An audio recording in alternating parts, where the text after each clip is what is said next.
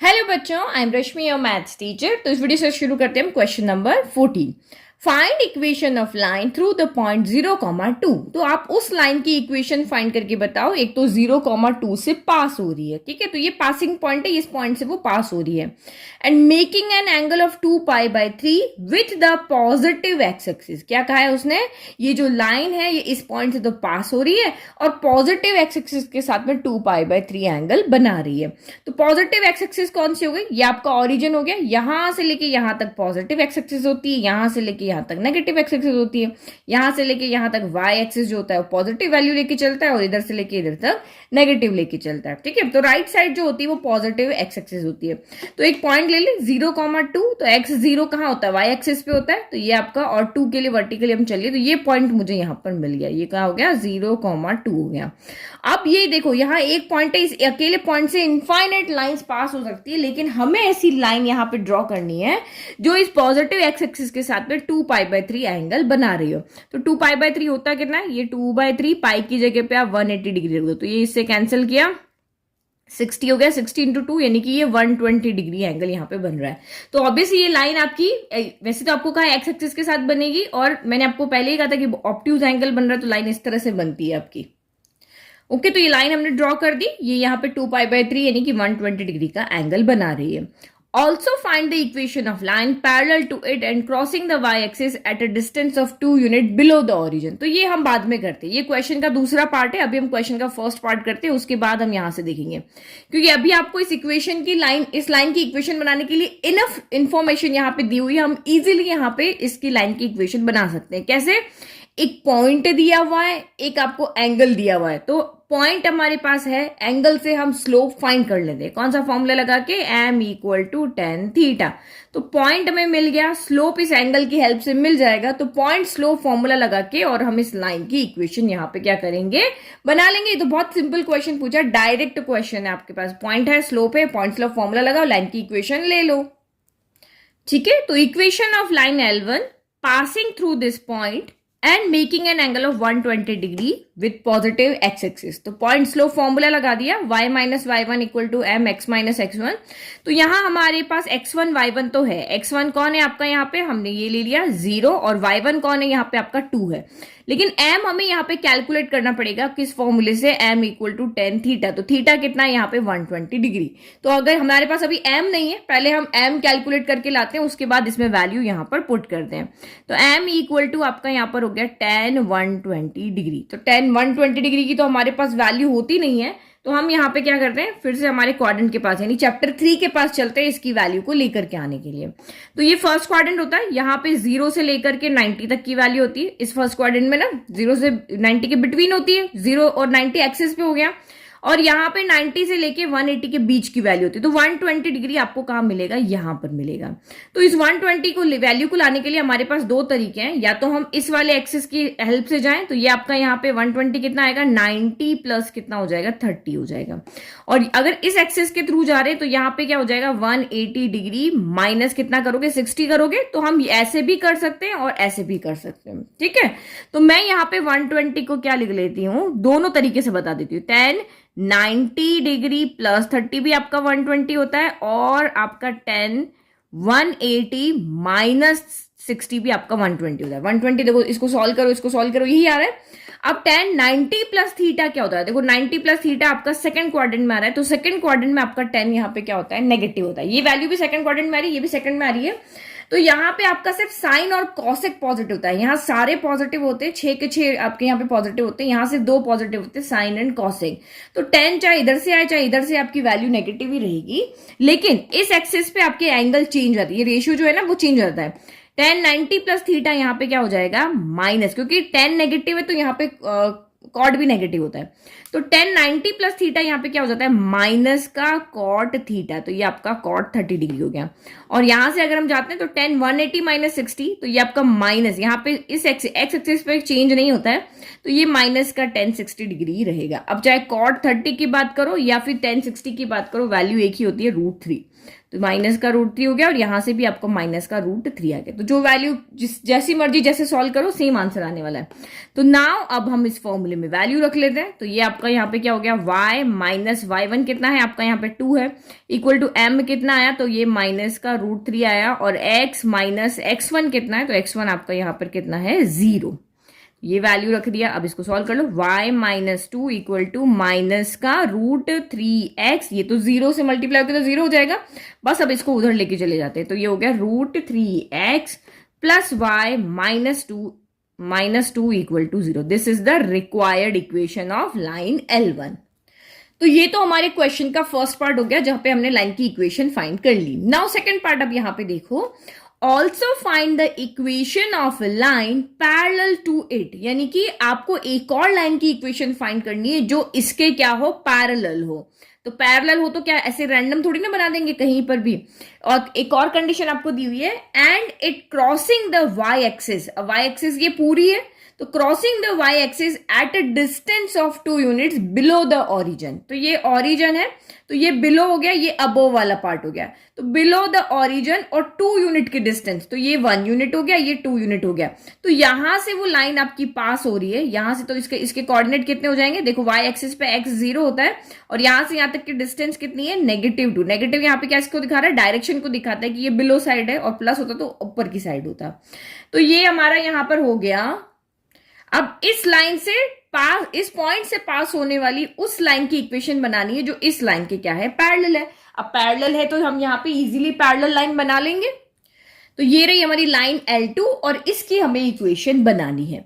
तो इस लाइन की इक्वेशन बनाने के लिए हमारे पास सिर्फ एक पॉइंट है और कुछ भी नहीं है, और एक पॉइंट से हम कोई भी इक्वेशन नहीं बना सकते हैं। लेकिन अगर आपके दिमाग में एक चीज हो कि आपको एक कंडीशन दी हुई है, यहाँ पे क्या कंडीशन दी हुई है कि ये जो लाइन है ये पैरेलल है किसके, लाइन L1 के।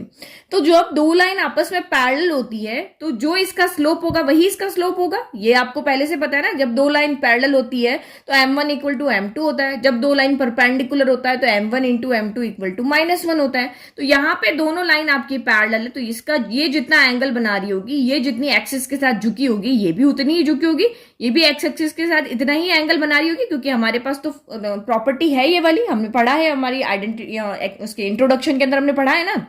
तो ये जितना एंगल बना रही है ये भी उतना ही बनाएगी, क्योंकि हमारी प्रॉपर्टी है कि दो लाइन जब पैरेलल होती है तो दोनों का स्लोप बिल्कुल क्या होता है, इक्वल होता है। और ये बिल्कुल सिंपल बात है, दो लाइन अगर पैरेलल है तो वो बिल्कुल एक जैसी झुकी हुई है, एक जैसी झुकी होगी, मतलब ये जितना एंगल पे झुक रही है ये भी उतनी एंगल पे झुकेगी। तो बस अब हमारे यहाँ पर भी कौन सा फॉर्मूला लगा देंगे, हमारे पास पॉइंट है, हमारे पास स्लोप है, तो पॉइंट स्लोप फॉर्मूला लगा देंगे। लेकिन उससे पहले आपको यहाँ पर लिख करके बताना पड़ेगा कि यहाँ पे m1 इक्वल टू m2 क्यों है। तो also we have to find equation of line L2 which is parallel to line L1 and passing through 0, -2।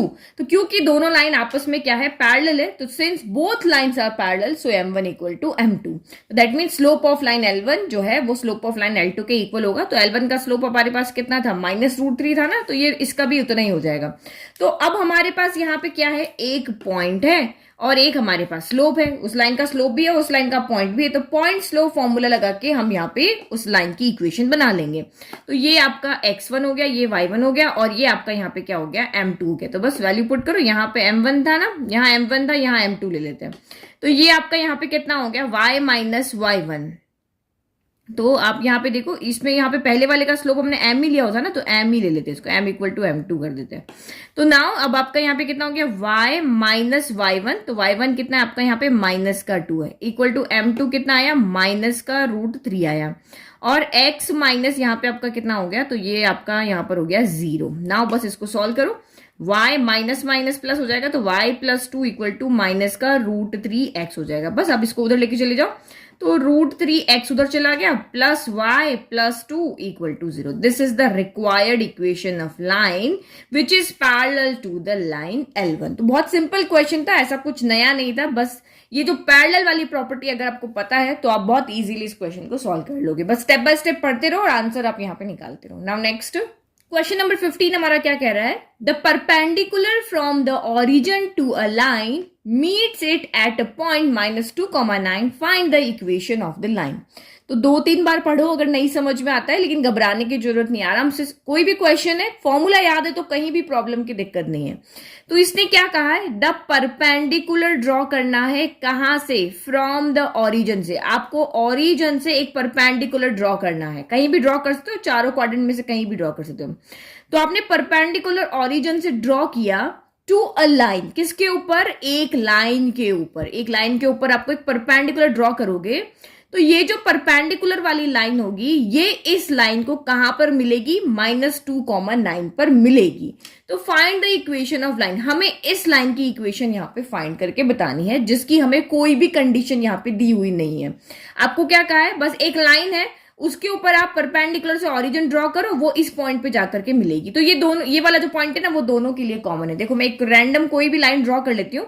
अब मैं इस वाले सेकंड क्वाड्रेंट में इसलिए ड्रॉ कर रही हूँ क्योंकि ये वाला जो पॉइंट है ना वो मुझे यहां मिलेगा सेकंड क्वाड्रेंट के अंदर।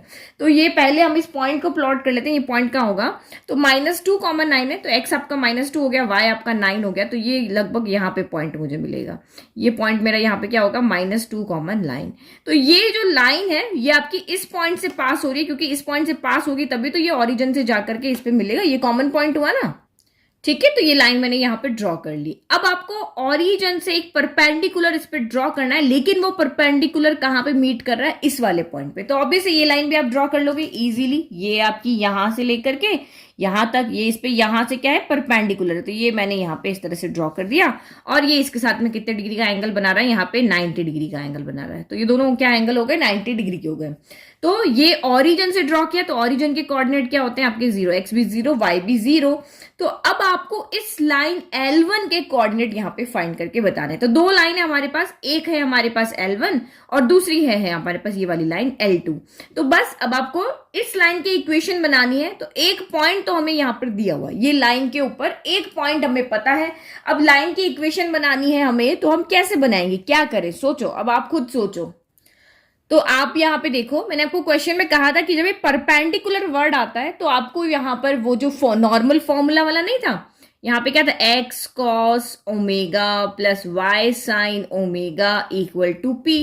मैंने कहा था ना जब भी परपेंडिकुलर वर्ड दिख जाए तब समझ आना कि ये वाला फॉर्मूला हमें लगाना है, बट यहां नहीं लगाना है। परपेंडिकुलर का मतलब यहाँ पे दो जगह पे आया था। जब तो दो लाइन परपेंडिकुलर होती है तो दोनों के स्लोप का जो प्रोडक्ट होता है वो -1 होता है। और एक और जब आपके यहाँ पे कहते कि भाई एक लाइन ओरिजिन से आपकी परपेंडिकुलर, तो मैंने कहा था ये वाला फॉर्मूला भी लगेगा। तो ये वाला फॉर्मूला हम इसलिए नहीं लगाएंगे क्योंकि देखो एक तो हमें इसकी लेंथ नहीं पता, ये वाली जो लेंथ है ना वो हमें नहीं पता, वो तो चलो फिर भी हम कैलकुलेट कर लेंगे, बट ओमेगा हमें यहाँ पे नहीं पता कि ये एक्स एक्सिस के साथ पॉजिटिव डायरेक्शन में कौन सा एंगल बना रही है। जब हमें ओमेगा भी दिया हो, पी भी दिया हो, तब हमें ये वाला फॉर्मूला यहाँ पर लगाना होता है। तो यहाँ पे तो हमारे पास ओमेगा है नहीं, तो हम ये वाला फॉर्मूला यहाँ पर नहीं लगाएंगे। तो अब दूसरा इस लाइन की इक्वेशन बनानी है, तो हम यहाँ तो या तो इसका स्लोप लेकर के आए या फिर हम इसके ऊपर कोई एक पॉइंट लेकर के आए। तो स्लोप तो यहाँ पे हम ला सकते हैं, कैसे ला सकते हैं, ये वाले से। जब दो लाइन आपस में परपेंडिकुलर होती है तो दोनों के स्लोप का जो प्रोडक्ट होता है वो -1 होता है। जैसे भी दो लाइन पैरेलल थी तो दोनों का स्लोप इक्वल हो जाता है, वैसे यहाँ पे जब दो लाइन परपेंडिकुलर होती है तो उनके स्लोप का प्रोडक्ट क्या होता है, -1 होता है। तो हम इस लाइन का स्लोप देखो यहाँ पे इजीली फाइंड कर सकते हैं। क्यों फाइंड कर सकते हैं, क्योंकि इसके दो कोऑर्डिनेट, इस लाइन के ऊपर दो कोऑर्डिनेट है, एक तो 0, 0 है, एक -2,9 है। तो इस लाइन का स्लोप तो हम इजीली फाइंड कर लेंगे, यानी कि लेट इसका स्लोप, अगर मेरा इसका स्लोप m1 हुआ और इसका स्लोप m2 हुआ, तो m2 तो हम कैलकुलेट कर लेंगे, यहां पुट करेंगे और हमारा m1 आ जाएगा। ठीक है, तो let a be the foot of perpendicular from origin है। We have to find equation of line L1 इसकी। तो here OA is perpendicular to L1 लिखो, या हमने इसको L2 लिया, L2 is perpendicular to L1 लिख दो। तो जब ये दोनों आपस में परपेंडिकुलर, तो ये रिलेशन हमारा यहाँ पे काम आएगा इस लाइन का स्लोप फाइंड करने के लिए। तो हमने यहाँ पे लेट कर लिया कि जो लाइन L1 है उसका स्लोप m1 है और जो लाइन L2 है उसका स्लोप हमारे पास m2 है। तो हम m2 लाइन जो है यानी L2 लाइन है उसका स्लोप हम कैलकुलेट कर सकते हैं, क्योंकि इसके दो कोऑर्डिनेट हमें यहाँ पर पता है। दिस लाइन L2 जो है वो दो पॉइंट A और O से पास हो रही है। तो इसका स्लोप हम कैसे कैलकुलेट करेंगे, m2 equal to y2 minus y1 upon m2 minus m1 हो जाएगा। तो इसमें से किसी को भी आप x1 y1 ले लो, किसी को भी x2 y2 ले लो, मैं इसको x1 y1 ले लेती हूँ और ये मेरा x2 यहाँ पे y2 हो गया। तो करो y2 माइनस y1, तो ये हो गया आपका 0 माइनस का 9 हो गया, और x2 माइनस x1 तो 0 माइनस माइनस का 2 हो गया। तो ये कितना हो गया, माइनस का 9 अपॉन माइनस माइनस प्लस हो गया, तो माइनस का 9 ओवर 2 आपका यहाँ पे m2 हो गया। तो नाउ m2 की वैल्यू अब आप इस फर्स्ट में पुट कर लो, तो यहाँ पे लिख लेते putting m2 equal to minus का 9/2 इन इक्वेशन नंबर फर्स्ट। तो पुट करो वहां पर, m1 हमें चाहिए, m2 आपका है यहाँ पर माइनस का 9/2 और इक्वल टू माइनस का 1 है।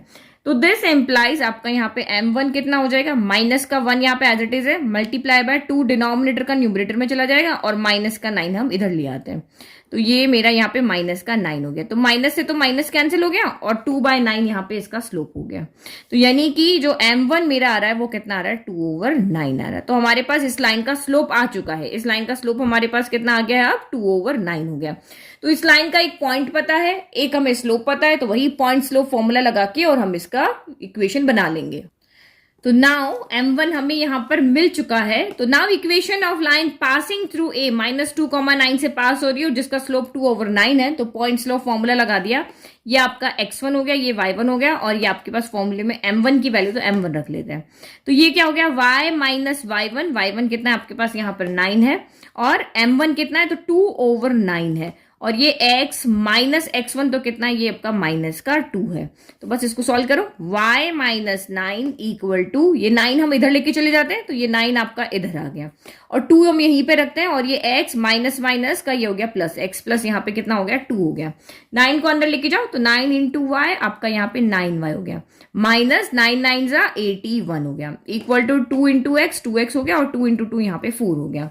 तो ये आपका पॉजिटिव है, क्योंकि जनरल इक्वेशन तो आपको याद हो गई, ax plus by plus c equal to 0। तो ये हमारा ax है, तो इन दोनों को हम यहां से इधर लेकर आते हैं, तो इधर से दोनों इधर आ गए, तो यहाँ पे तो 0 बच गया। ये आपका यहाँ पे 2x हो गया, प्लस का 9y इधर आके माइनस का 9y हो गया, प्लस का 4 यहाँ पहले से, माइनस का 81 इधर आके प्लस का यहाँ पे 81 हो गया। तो इक्वेशन क्या हो गई आपकी, 2x माइनस का 9y 81 प्लस 4, ये आपका हो गया 85। तो this is the required equation of line which is passes through -2,9 हो गया। ये हमारी जो रिक्वायर्ड इक्वेशन थी उस लाइन की इक्वेशन हमने यहाँ पे बना दी।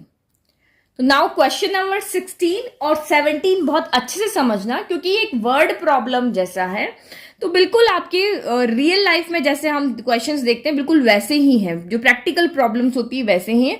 तो बिल्कुल भी घबराना नहीं, आराम से इसको पढ़ना, इजीली आपको समझ में ये आ जाएंगे जैसे हमने पहले वाले क्वेश्चन किए थे, क्योंकि यहाँ पे एक्स वाई ना होके कुछ और यहाँ पे वेरिएबल होंगे।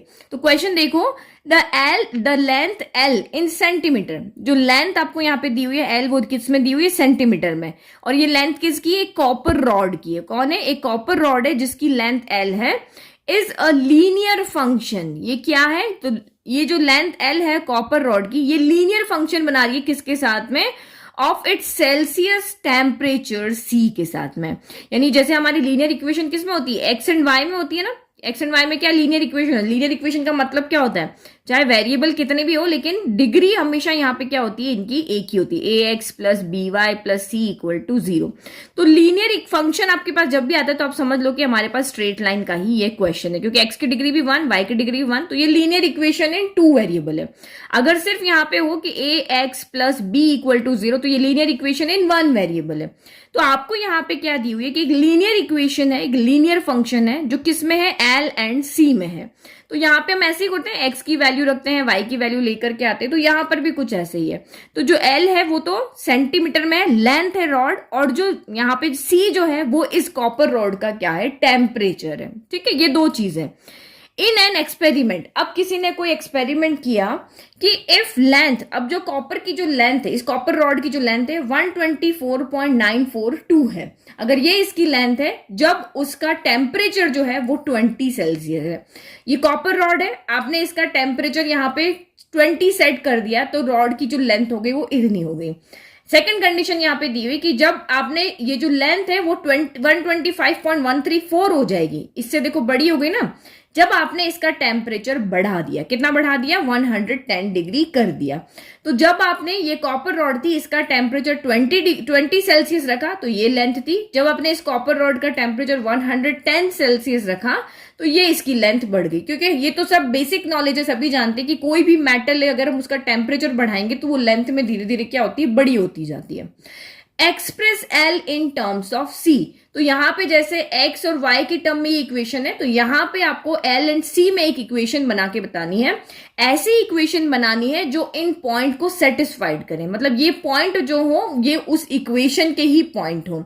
तो जब भी आपको लीनियर फंक्शन की बात आती है, चाहे वो यहाँ पे 1 वेरिएबल में हो चाहे 2 वेरिएबल में हो, हमेशा ग्राफ में उसकी लाइन क्या आती है, स्ट्रेट लाइन ही आती है। देखो मैंने आपको कहा ना कि क्वेश्चन में एल एंड सी है तो बहुत कंफ्यूज होना, आप यहाँ एक्स एंड वाई सोच के भी कर सकते हो कि ये एक्स है तो ये वाई है, ये एक्स है तो आपका ये वाई है, और आप एक्स से वाई में एक इक्वेशन बना करके दिखाओ। तो ऑब्वियस आपको समझ में आ गया कि ये क्योंकि लीनियर फंक्शन कहा है तो इसकी जो ग्राफ बनेगी वो हमेशा क्या बनेगी, स्ट्रेट लाइन में बनेगी। ये दोनों वैल्यू पॉजिटिव है, ये दोनों वैल्यू पॉजिटिव है, तो मैं फर्स्ट क्वाड्रेंट में ये लाइन यहाँ पर ड्रॉ कर दी, रैंडम कोई भी लाइन में यहाँ पर ड्रॉ कर देती हूँ कि ये इस लाइन का जो इक्वेशन हमें बनानी है उस लाइन का ये ग्राफ होगा। क्योंकि ग्राफ बनाने पे आपको इजीली समझ में आ जाएगा कि यहाँ पे क्या फॉर्मूला लगा के हम इक्वेशन को बनाएं। ठीक है, तो ये मैंने रैंडम कोई भी लाइन बना ली। अब आपको यहाँ पे क्या करना है, ये एल एंड सी है, किसी को भी एक्स एक्सिस पे ले लो, किसी को भी वाई एक्सिस में ले लो, क्योंकि ग्राफ तो तभी बनेगा ना जब मैं ये वैल्यू पुट करूंगी तो ये वैल्यू आपके, क्योंकि कोऑर्डिनेट आपके एक्स वाई फॉर्म में, लेट कि अगर मेरा यहाँ पर ये एक्स है और ये वाई है तो ये कोऑर्डिनेट आपके कैसे हो जाएंगे, 20,124.942 ऐसे हो जाएंगे। और ये कैसे हो जाएंगे आपके यहाँ पे 110,125.134 हो जाएंगे, क्योंकि एक बढ़ने पर टेम्परेचर कम है तो लेंथ भी कम है, टेम्परेचर ज्यादा है तो इसका यहाँ पर लेंथ भी क्या हो रही है, ज्यादा हो रही है। तो ये दोनों वैल्यू एक दूसरे के साथ वेरी कर रही है। जैसे जैसे आप यहाँ पे टेम्परेचर को बढ़ा रहे हो, ये हमारा टेम्परेचर है सेल्सियस के अंदर, तो हम जैसे जैसे सी को बढ़ा रहे हैं वैसे वैसे इसकी यहाँ पे लेंथ भी क्या हो रही है, बढ़ रही है। तो दोनों एक दूसरे से रिलेट कर रहे हैं। तो मैं यहाँ पे जो एक्स एक्सिस है यहाँ पे मैं इसको ले लेती हूँ कि ये मेरा टेम्परेचर है, मैं इसके ऊपर यहाँ पे सी को रख देती हूँ। तो ये सी पे क्या है, मेरा टेम्परेचर। तो ये जो वैल्यू दी हुई ना वही आप रैंडम पुट कर लो, बस ज्यादा आपको देखने की जरूरत नहीं। ये पॉइंट मैंने ले लिया यहाँ पे 20 और ये पॉइंट मैंने ले लिया यहाँ पे 110, और इस तरफ जो है मैं वो ले लेती हूँ लेंथ इन सेंटीमीटर। ये हो गया मेरी लेंथ इन सेंटीमीटर के अंदर। तो वाई एक्सिस पे मैंने किसको लिया है, लेंथ को लिया है, और एक्स एक्सिस पे मैंने किसको लिया है, सी को लिया है। तो हमें जो इक्वेशन एल एंड सी में बनानी है तो मैं इसको यहाँ पे सी ही कर देती हूँ, क्योंकि हमारी इक्वेशन किस में बन रही है, सी डैश में, और ये मेरी यहाँ पे बन रही है एल डैश में, क्योंकि एक्स और वाई तो हमें लेना ही नहीं, हमें तो इक्वेशन यहाँ पे एल एंड सी में बतानी है। अब यहाँ पे जो दो वैल्यू आप यहाँ पे रैंडम कोई भी पुट कर लो, मैं यहाँ पे रख लेती हूँ 124.942 रख लेती हूँ, और यहाँ पे मैं दूसरी वाली वैल्यू रख देती हूँ 125.134 रख देती हूँ। अब ग्राफ में प्लॉट करो, जब ये पहला पॉइंट आपका 20 हुआ, यहाँ से यहाँ तक है, यहाँ से तक, यानी पहला कोऑर्डिनेट मुझे यहाँ पे मिल गया। क्योंकि जैसे जैसे आप टेम्परेचर बढ़ाओगे, जब आपका टेम्परेचर यहाँ है तो रॉड की लाइन छोटी होगी, बढ़ाते जाओगे तो रॉड की भी लेंथ क्या होती जाएगी, बढ़ती जाएगी। तो ये फिगर आपको समझ में आ गया ना, तो आप इक्वेशन इजीली कर लोगे। तो इसके कोऑर्डिनेट कितने होंगे, इसके कोऑर्डिनेट हमारे होंगे 20,124.942 हो जाएगा, और ये और इधर यहां मिलेंगे तो इस पॉइंट के कोऑर्डिनेट कितने हो जाएंगे 110,125.134 हो जाएंगे। तो अब आपको इस लाइन की इक्वेशन बनानी है जो इन दो पॉइंट से पास हो रही है। तो देखो बहुत सिंपल हो गया ना, आप उस लाइन की किसी भी लाइन की इक्वेशन बना सकते हो जो दो पॉइंट से पास हो रही है, क्योंकि हमारे पास तो फॉर्मूला है पॉइंट स्लोप फॉर्मूला। अब इस पॉइंट स्लोप फॉर्मूला के अंदर पॉइंट स्लोप फॉर्मूला नहीं, 2 पॉइंट फॉर्मूला।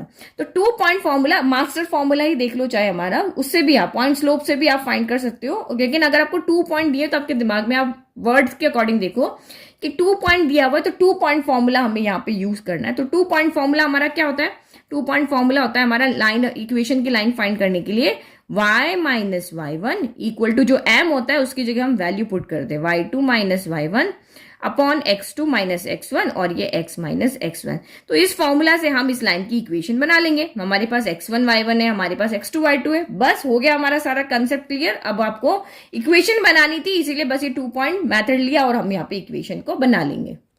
तो हमने यहाँ पे गिवन लिख दिया, एक्स एक्सिस के अलॉन्ग मैंने सी लिया तो वो भी लिख दिया, और वाई एक्सिस के अलॉन्ग मैंने एल लिया वो लिख दिया, और 2 पॉइंट फॉर्मूला हम यहाँ पे लगा रहे हैं। देखो कितना इजी हो गया ना, जैसे ही हमने यहाँ पे ग्राफ को प्लॉट किया, क्वेश्चन समझा और हमारे पास फॉर्मूला अपने आप यहाँ पे आ गया, जिसको यूज करके हम इक्वेशन यहाँ पे बनाएंगे। तो इसको आप यहाँ पे चाहो तो किसी को भी x1 y1 x2 y2 ले सकते हो। तो मैं यहाँ पे क्या करती हूँ, इसको x1 इसको y1 ले लेती हूँ और इसको x2 इसको y2 ले लेती हूँ। अब बस वैल्यू पुट करो, जो हमने लिया है उसके अकॉर्डिंग बस वैल्यू पुट करते जाओ।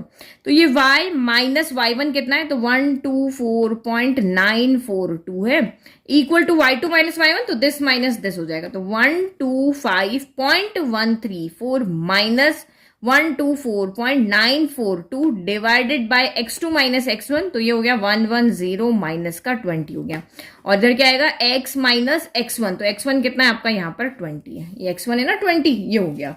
तो ये हो गया हमारा। अब यहाँ पे देखो इसको बस सॉल्व करना है, तो ये हमारी जो पीछे इक्वेशन है उसके अकॉर्डिंग हम यहाँ पे लिखेंगे। तो ये तो देखो x और y में हमारी इक्वेशन थी, लेकिन हमने x एक्सिस के अलॉन्ग कौन किसको लिया, c लिया है, और हमारी जो इक्वेशन है वो express l in terms of c है।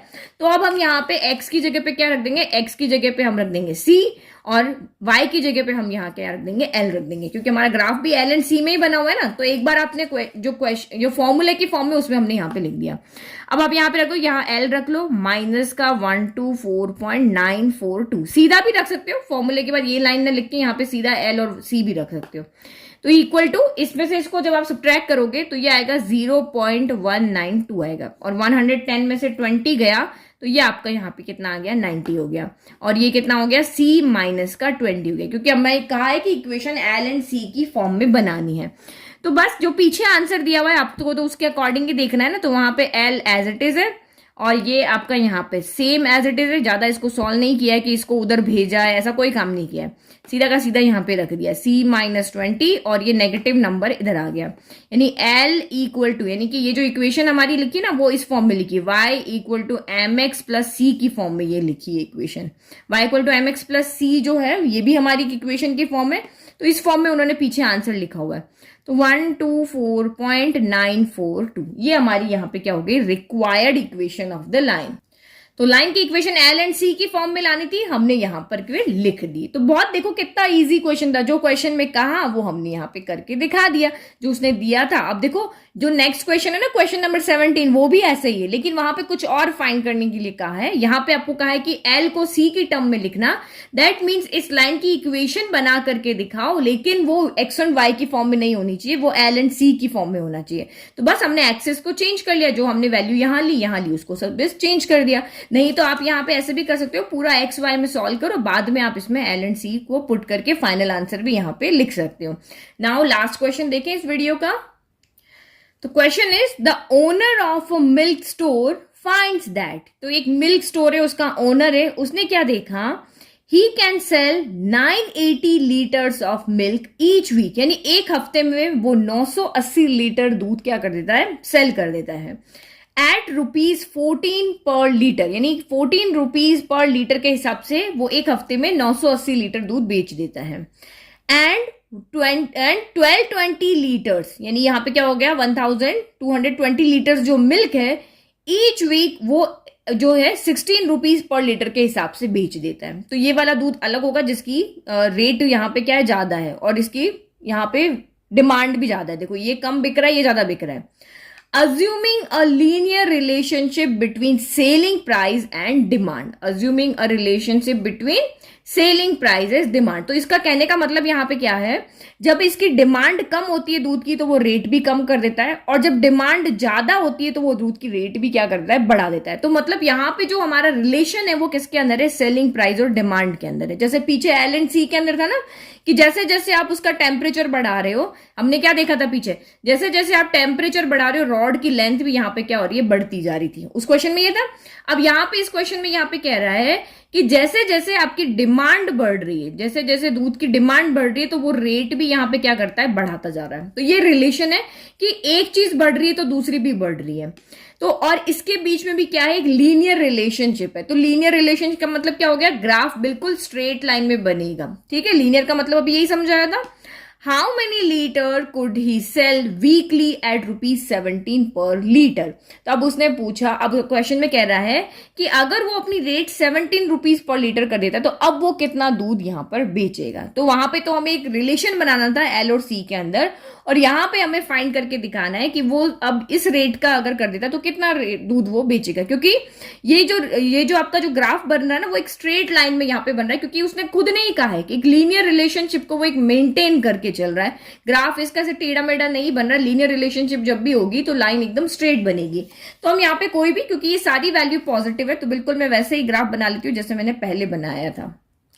ठीक है, तो relation between selling and demand को ये लाइन हमारी यहाँ पे शो कर रही है। अब फिर से, अब आपके पास एक सेलिंग प्राइस है, एक आपके पास डिमांड है, तो कहीं पे भी किसी भी एक्सिस पे किसी को भी ले लो, कोई फर्क नहीं यहाँ पे नहीं पड़ेगा। तो मैं यहाँ पे जो एक्स एक्सिस है वहां पे सेलिंग प्राइस रखती हूँ। यहाँ पे क्या रखा मैंने, सेलिंग प्राइस। तो वो मैंने यहाँ पे क्या ले लिया, रुपीज में ले लिया। किस में ले लिया, रुपीज में। और इस तरफ मैं यहाँ पे रखती हूँ डिमांड, रख लें या जो क्वांटिटी है वो रख लें। तो ये आप यहाँ पे वॉल्यूम लिख लेते हैं दूध का, वॉल्यूम इन लीटर। ठीक है, तो अब आप आपका यहाँ पे ये हमारे पास हो गया। तो अब इधर वैल्यू रख लो। आपके पास यहाँ पे वैल्यू क्या क्या गिवन है।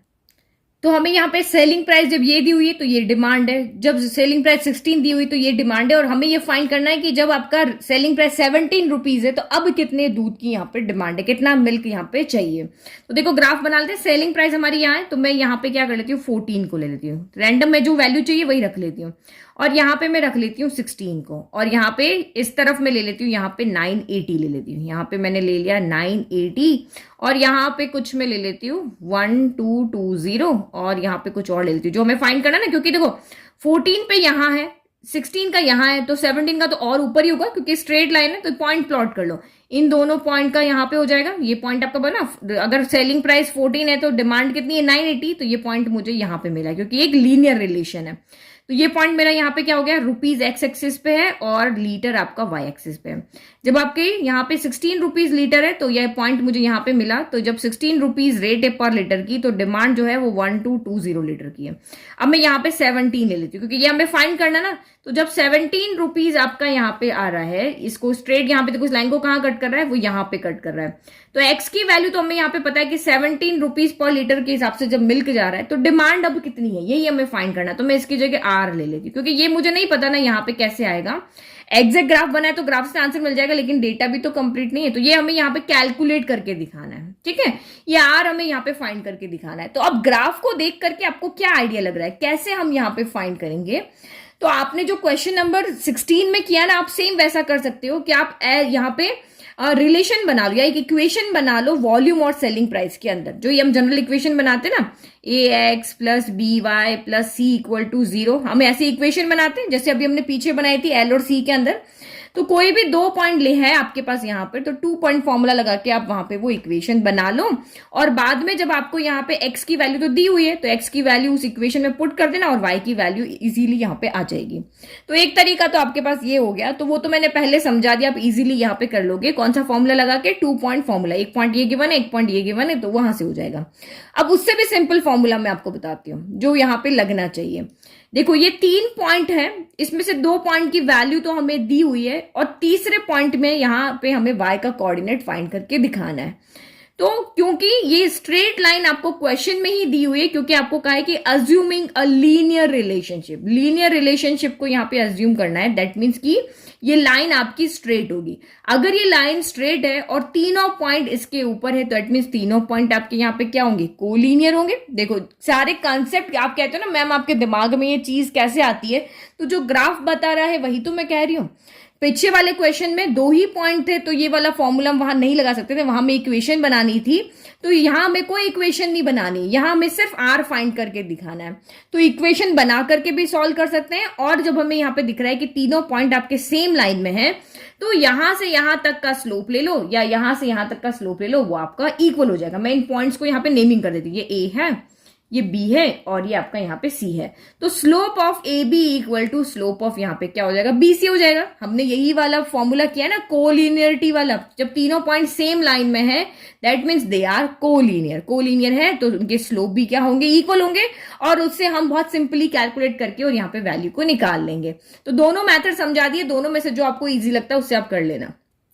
So since all points are in a line, so they are collinear. So they will be collinear. तो since ABC जो है वो हमारे collinear है, तो दोनों का स्लोप यहाँ पे क्या होगा, इक्वल होगा। तो स्लोप ऑफ AB आप यहाँ पे ले रहे हो, तो इसको मैं x1 y1 ले लेती हूँ, इसको मैं x2 y2 ले लेती हूँ, और जब इन दोनों की बात हो रही है तो ये x2 y2 ले रखा है तो ये x1 y1 ले लेती हूँ। ठीक है, तो आप देखो AB के लिए एक y2 माइनस y1, तो ये आपका फॉर्मूला ये होता है ना स्लोप फाइंड करने का। स्लोप फाइंड करने का फॉर्मूला क्या होता है, y2 minus y1 upon x2 minus x1, ये हमारा फॉर्मूला होता है। तो y2 माइनस y1 करो, ये हो जाएगा 1220 minus 980 divided by x minus x1, तो ये आपका हो जाएगा 16 माइनस 14 हो जाएगा। फिर स्लोप ऑफ BC, तो ये आपका BC हो गया y2 माइनस y1, तो 1220 माइनस यहाँ पे क्या हो जाएगा r, 1220 माइनस का r हो गया, और x2 माइनस x1 तो 16 माइनस यहाँ पे क्या हो जाएगा 17 हो जाएगा। 16 माइनस क्या हो गया 17 हो गया। बस अब इसको सॉल्व करो, तो 980 1220 में से 980 गया तो 240 बचा, यहाँ पे डिवाइड का 2 बचा, और यहाँ पे 1220 माइनस का r डिवाइड में माइनस का 1 बचा, तो ये 2 से आपका कैंसिल हो जाएगा, 2 1 2 2 2 4 0, और ये माइनस का 1 हम उधर लेके चले जाते हैं, तो ये 120 इंटू माइनस का 1 हो जाता है। ठीक है, सिंपली क्रॉस मल्टीप्लाई करके हम इसको सॉल्व कर लेते हैं। माइनस का r हो गया, तो ये कितना हो गया, माइनस का 120 इक्वल टू 1220 माइनस का r हो गया। अब r की वैल्यू चाहिए तो ये नेगेटिव नहीं होना चाहिए, इसको इधर लाते हैं, इसको इधर लेके जाते हैं।